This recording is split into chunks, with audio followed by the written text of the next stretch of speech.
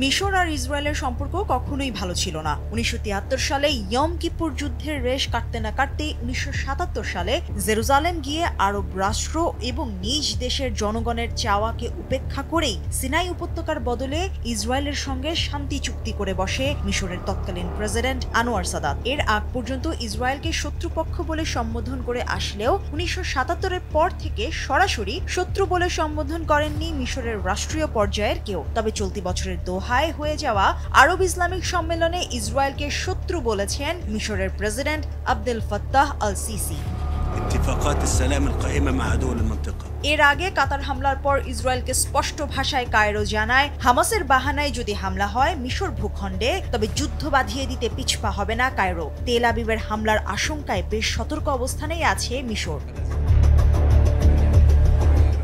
দোহা সম্মেলনে president CC শত্রুর প্রতি নমনীয় মনোভাব বাদ দিতে অন্যান্য আরব নেতাদের আহ্বান জানান। ইসরায়েলের জন্য নিজেদের অবস্থান পরিবর্তনে গুরুত্ব আরোপ করেন তিনি।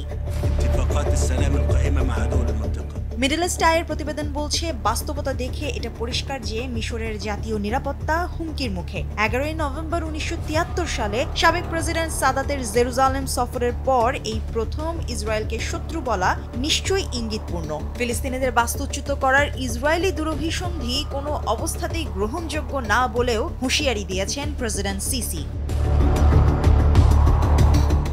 এরই মধ্যে সিনাই উপত্যকায় দূরপাল্লার Chinese HQ-9B anti ballistic missile মোতায়েন করেছে মিশর। ভূমি থেকে আকাশে নিক্ষেপযোগ্য এই ক্ষেপণাস্ত্র যুদ্ধের আশঙ্কার পালে হাওয়া লাগিয়েছে বলে মত বিশ্লেষকদের। HQ-9B অ্যান্টি ব্যালিস্টিক মিসাইল রাশিয়ার S-400 এর সমসাময়িক ক্ষেপণাস্ত্র। ইসরায়েলি হামলাকে দাঁত ভাঙা জবাব দিতে প্রস্তুত কায়রো, জানিয়েছেন দেশটির প্রতিরক্ষা মন্ত্রী আব্দুল মজিদ সাকার। তিনি আরও বলেন, নেতানিয়াহু যদি আক্রমণের কথা চিন্তাও করে থাকে তবে বিশ্ব মিশরের সামরিক সক্ষমতার আসল রূপ দেখবে।